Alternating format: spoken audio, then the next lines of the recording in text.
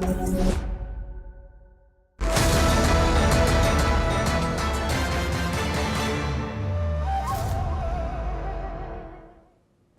and welcome. I'm Suma Katauka and you're watching the China Report on US World. Let's take a look at the top headlines of this hour.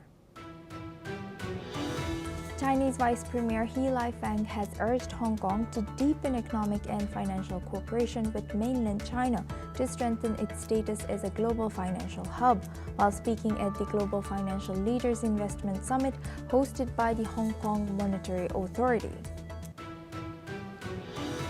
China has extended its visa-free entry policy for 45 countries until December 31st of 2026 and added Sweden to the list, as the Chinese Foreign Ministry announced this move aims to revive tourism and strengthen global ties. China has dismissed Taiwan's safety concerns over the 2026 APEC Leaders Summit in Shenzhen, insisting it will ensure all participants' security under APEC rules and the One China principle. Australian Defence Minister Richard Marles has warned against China's military buildup, calling it the biggest in the world, urging a strategic response to protect Australia's trade routes and national interests. Starbucks has agreed to sell control of its China operations to invest firm Boyu Capital in a deal worth $4 billion, forming a joint venture where Boyu will hold up to 60% and Starbucks will retain the rest of 40%. German Foreign Minister John Wadepool and Chinese counterpart Wang Yi held talks on security and economic policy. They have agreed to reschedule Wadepool's cancelled trip and confirming China's invitation to Chancellor Friedrich Merz. Kim Yong Nam, North Korea's former ceremonial head of state and longtime diplomat, who served under 3 generations of the Kim family, has died at the age of 97, according to local state media reports. Reports also suggest that the leader Kim Jong Un paid his respects in person, honoring the veteran statesman. Gaza's only mental hospital is with more than 100 patients daily, many of them children, as the region struggles under ongoing violence despite the October 10th ceasefire, while Israeli fire killed 3 Palestinians near Rafah on Monday, further testing the fragile US-backed truce as tensions remain high. Now we start with Russia. The Russian Prime Minister Mikhail Mishustin continues his China tour, meeting President Xi Jinping in the Chinese capital, Beijing. This comes after a key meeting with Chinese Premier Li Qiang in Hangzhou, where the two leaders reaffirmed their nation's commitment to strengthening cooperation and defending shared security interests. The talks between Prime Minister Mishustin and President Xi are expected to center on economic and technological cooperation as Russia tries to cope with Western sanctions over its war with Ukraine, and China faces friction in relations with the United States over trade and technology.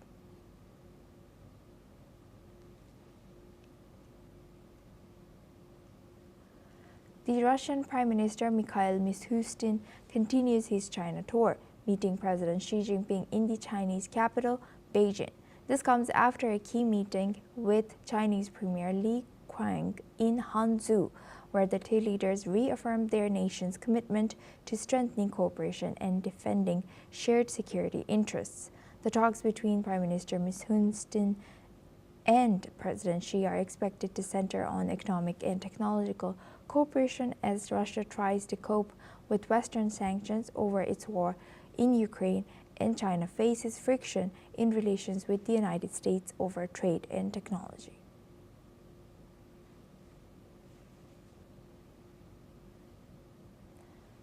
The Russian Prime Minister Mikhail Mishustin continues his China tour, meeting President Xi Jinping in the Chinese capital, Beijing. This comes after a key meeting with the Chinese Premier Li Qiang in Hangzhou, where the two leaders reaffirmed their nation's commitment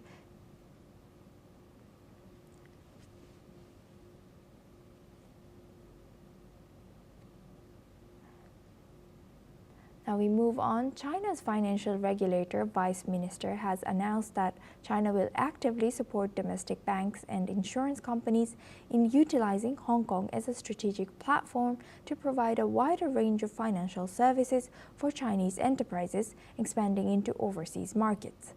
This move is aimed at strengthening Hong Kong's role as an international financial hub and facilitating China's global economic engagement.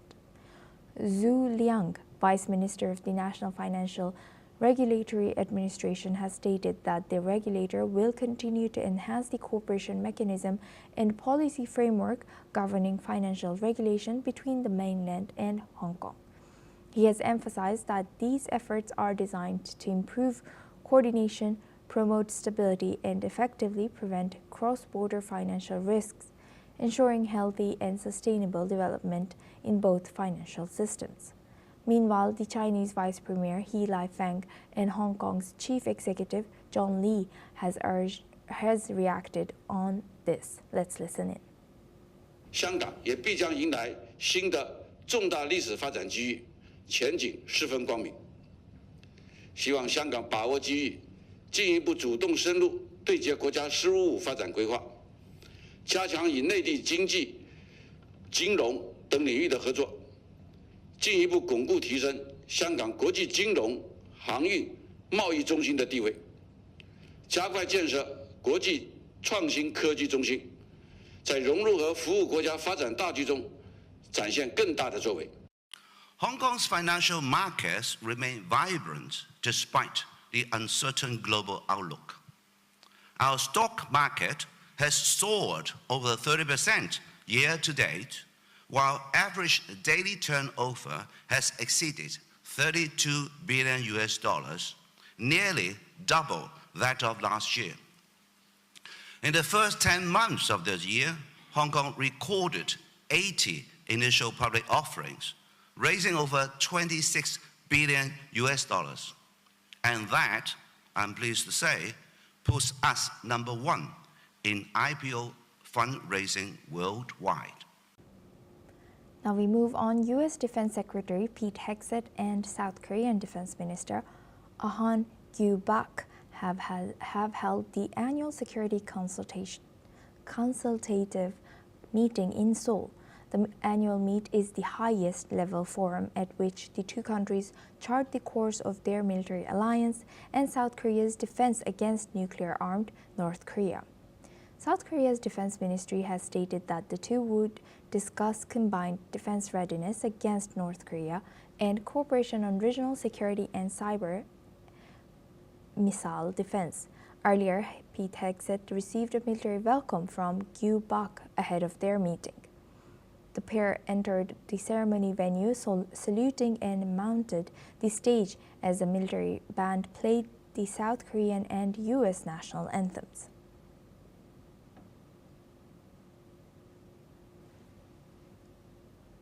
U.S. Defense Secretary Pete Hegseth and South Korean Defense Minister Ahn Kyu-bak have held the annual security consultative meeting in Seoul.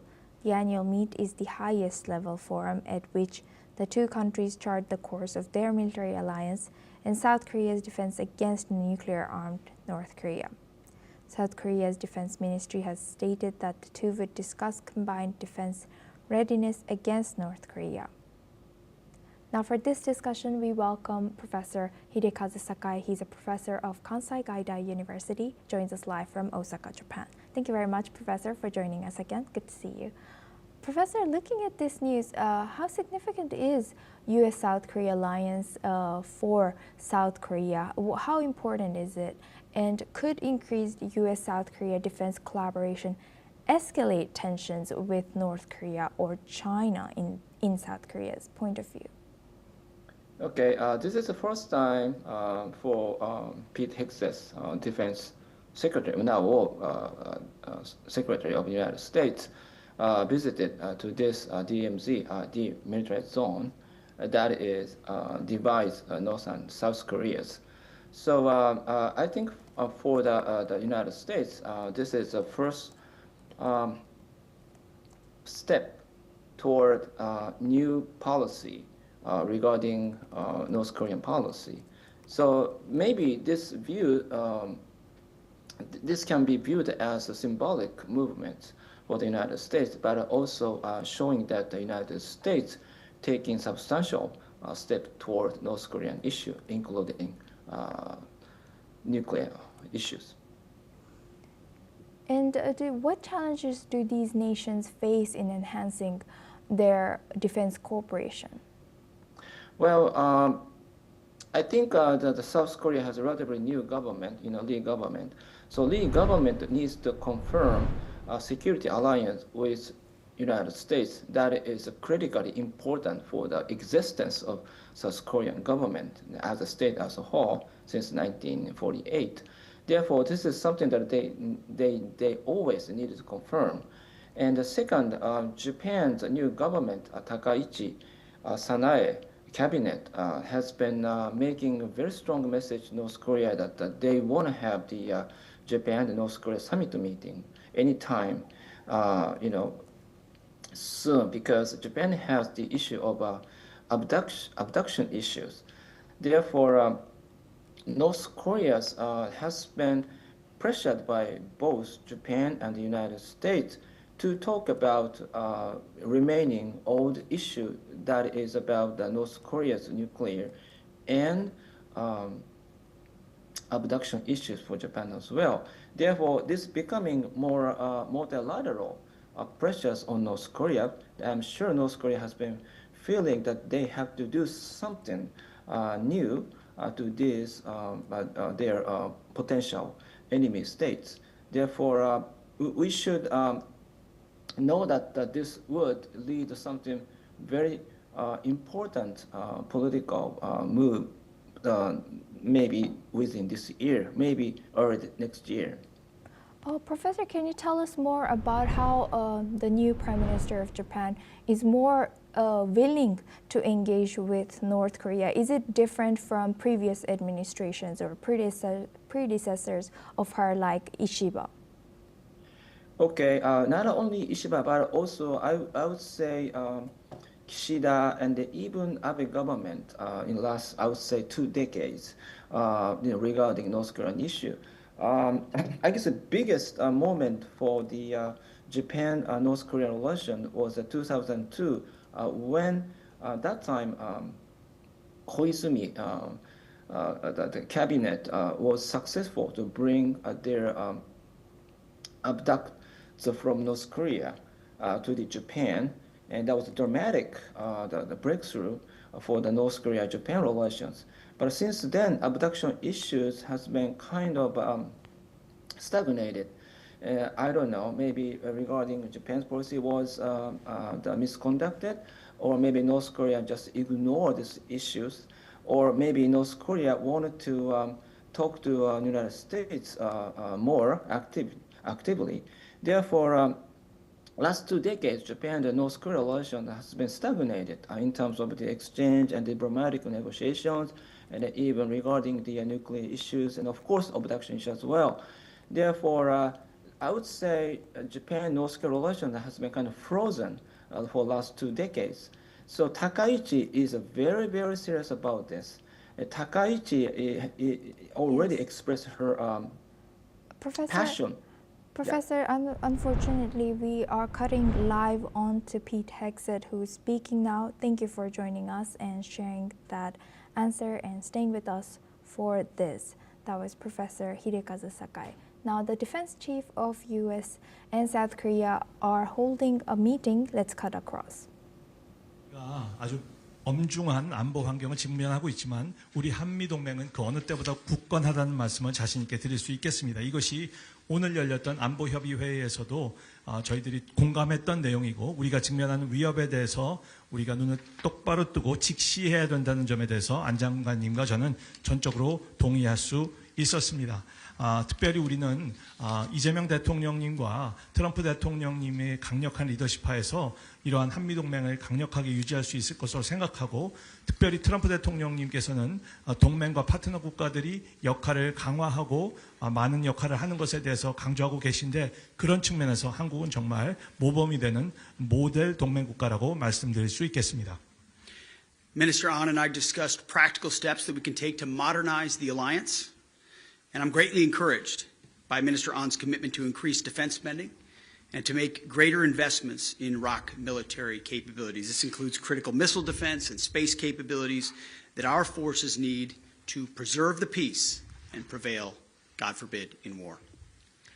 예, 그래서 안 장관님과 저는 많은 실질적인 것에 대해서 논의할 수 있었고 의견을 같이 했는데 특별히 안 장관님께서 대한민국 정부가 방위비 지출을 증가하시고 핵심적인 군사 능력, 이를테면 미사일, 사이버 그리고 필수한 능력 부분에서 군사적 투자를 강화하시기로 말씀하신 데 대해서 제가 많이 고문되어 있음을 말씀드립니다. 그래서 평상시에 우리가 계속해서 우위를 유지하고 하나님께 간절히 기도하건대 일어나지 않았으면 하지만 혹시라도 유사시에 우리가 반드시 승리할 수 있는 만반의 대세를 갖출 수 있을 것입니다. We agreed that these investments would accelerate the ROK's ability to lead its conventional deterrence and defense against North Korea. And Minister An and I also discussed strengthening our readiness by energizing our defense industrial cooperation across the alliance. For the first time in history, we agreed to demonstrate the ability to maintain and repair U.S. warships here in Korea. And doing this will harness this country's world-class shipbuilding capabilities. 예, 그리고 이를 위해서 우리가 계속해서 방산 부분에서의 협력을 강화해 나갈 것이라는 점을 저희들이 확인할 수 있었고 특별히 기쁘게 생각하는 것은 미국 역사상 최초로 바로 이 한국 땅에서 미국 군함의 수리와 유지를 직접 진행할 수 있게 되었다라는 것을 말씀드리게 돼서 기쁘게 생각하고 이것은 한국이 세계 유수의 세계적 수준의 조선 역량을 갖고 계신 것을 입증해 주는 사례라고 믿습니다. Maintaining warships in theater will also ensure our most lethal capabilities remain ready to respond to any crisis. Soon, we also plan to expand our cooperation to maintaining ground equipment in Korea as well. And doing this work in peacetime keeps our forces ready and it keeps them combat credible. Minister An and I also agreed on the value of having our defense research labs and scientists work more closely together. And this cooperation ensures our warfighters have the most advanced and lethal technologies. 예, 그리고 군함과 관련돼서 전구 차원에서 모든 준비를 마칠 뿐만 아니라 살상력을 충분히 제고하고 모든 위기에 대처할 수 있는 준비를 갖추는 것을 저희들이 진행하기로 합의한 바 있습니다. 그리고 앞으로는 이런 것을 조선업에서 머무는 것이 아니라 지상 장비 부분에까지 곧 확대하는 것을 저희들이 함께 공감하였습니다. 이렇게 평상시에 저희들이 준비 태세를 만반에 갖춰서 하게 되면은 유사시에 그리고 전시에 신뢰할 만한 억제를 갖고 대처할 수 있게 될 것입니다. 뿐만 아니라 국방연구와 과학기술 분야에서도 협조를 강화하기로 하였습니다. 그래서 모든 전사들이 최신의 그런 준비를 할 수 있도록 저희들이 합의를 보았습니다. Our historic alliance is stronger than ever before and is vital to the Asia Pacific. I'm confident that we will continue to lead the region toward a more safe and secure future. So thank you again, Minister An, a friend and an ally, and thank you for spending this day with us. 예, 우리의 역사적이고 중요한 한미 동맹은 그 어느 때보다도 강건합니다. 그리고 아태 지역의 안보와 평화에 필수적입니다. 그리고 우리 양국의 동맹은 이 지역을 계속해서 이끌어 나갈 것으로 확신합니다. 안 장관님과 우리 국방당국자 여러분 저의 친구이시고 동맹입니다. 그렇게 귀한 회의를 이끌어 주신 데 대해 감사드립니다. Now we stay in the region and we move on to our next news. Kim Yong Nam, North Korea's former ceremonial head of state and a lifelong supporter of the ruling dynasty, has died at the age of 97. He has held the role of president of Pyongyang's rubber-stamp Supreme People's Assembly from 1998 to 2019. He has died of multiple organ failure, according to the North Korean Central News Agency. Kim Yong Nam was born when the Korean peninsula was under Japanese colonial rule. Unlike many other high-ranking officials in the North, Kim Yong Nam was never demoted, even as power was handed down through 3 generations of the Kim family clan. He retired in April of 2019. His longevity was rare, as many other officials have been purged, sent to labor camps, or even killed if they are deemed to have acted against the state's policies. Now we move on to China. Starbucks says it is selling a 60% stake in its business in China as part of a $4 billion US dollar deal with investment firm Boyu Capital. Under this agreement, the world's biggest coffee chain will have a 40% stake in the Chinese retail operation and retain ownership of the Starbucks brand there. Starbucks has entered China in 1999, and the country is now its second largest market outside the US, but has struggled in recent years with the rise of homegrown brands like Luckin Coffee. The business will continue to be headquartered in Shanghai and will own and operate 8,000 outlets in the Chinese market, with plans to grow to as many as 20,000 locations. Now for this discussion, we welcome back Professor Hidekazu Sakai. He's a professor of Kansai Gaida University, joins us live from Osaka. Thank you very much, Professor, for staying with us and waiting for this discussion. Professor, what does Starbucks' decision to sell the majority, over 50% of stake in its China business, reveals about the challenges? Well, I believe there are a lot of competitors in the Chinese coffee business market. I guess Starbucks has been expanding its retail networks in whole in China, but at the same time, there are a lot of the small new business companies coming in this market. And we all know that China has a long tradition of Chai tea the cultures. Therefore, coffee is not only the part of their drinking culture, but also they have the tea. And so it is not surprising to me. And also they adapted also Western culture, the last couple of decades, and they started drinking coffee a lot. But at the same time, there are all kinds of business coming out and to compete against Starbucks. So I guess this is some kind of the new Chinese coffee business emerging. And do you think could this move signal a broader shift in how Western corporations manage their operations in Asia or China amid economic and political pressures? Well, I'm not quite sure Starbucks is really representing Western culture. I would say Starbucks is American culture because Starbucks, the coffee is started in the highway business in the United States, not in Europe.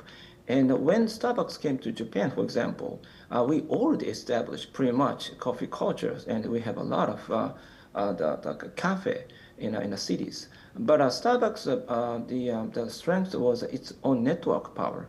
But once that network power was challenged by a similar business type, Starbucks will face very serious trouble. Therefore, Starbucks needs to diversify its menu or maybe taste and maybe different kinds of beans. And so therefore, this type of the, what do you call it, a chain store type of the coffee shop will face more difficult situation in the near future, I believe. Professor, building on your answer, does Starbucks in Japan also face this kind of challenges that China's Starbucks faces? Yeah, well, in Japan, my impression is that the Starbucks business in Japan is doing pretty good, but at the same time, we have high inflation problems. A lot of people argue that Starbucks coffee is too expensive, and we have a lot of 7-Eleven or the other many convenience store selling cheaper but tastes good coffee. Therefore, in case of Japan, it could face similar situations like China. Going back to China now, what are the potential long-term implications of a greater Chinese investment control over major Western brands such as Starbucks? Well, that's a very difficult question, but I always think that this type of a chain store type of business is maybe face very serious situation in the near future. Not only coffee business, but also let's say maybe retail food, the supermarket type of thing, or many others, because our what do you call it, marketing, the situation is very more diversified in our tastes, and also our our preferences has been became so differentiated in terms of the our own preferences. Therefore, I would say this chain type of the business needs to needs to have the more detail, the marketing, the techniques, and they introduce new techniques to know what the consumers want. Do you think Starbucks will learn these tactics from Japan, Japan's Starbucks, to ensure that they are successful like the Starbucks in Japan, in China as well? Yeah. Well, some of Starbucks sometimes work with the bookstore. Sometimes they work with the like, I don't know, maybe some other business, like so like the music, whatever, so that they can what do you call it, the synergy effects. Because if you drink a coffee, maybe you want to do something else, like read books or listen to music, even want to check it out, something else, same time. Therefore, coffee is a very tricky business that you have to combine with something else, not just the coffee beans itself, but also you need maybe fancy atmosphere within a store, and you need I don't know, to focus on what the age you aim at. Like you will have the younger people, or middle age, or older people. So those people's demands are very differentiated and very diversified as well. Therefore, coffee business is, I would say, needs more different perspectives. Interesting. Thank you very much, Professor Hidekazu Sakai, for joining us as a professor of Kansai Gaida University and sharing that insight all the way from Japan. And that's a wrap on the China Report. Keep watching News 6 World for more news updates from around the world.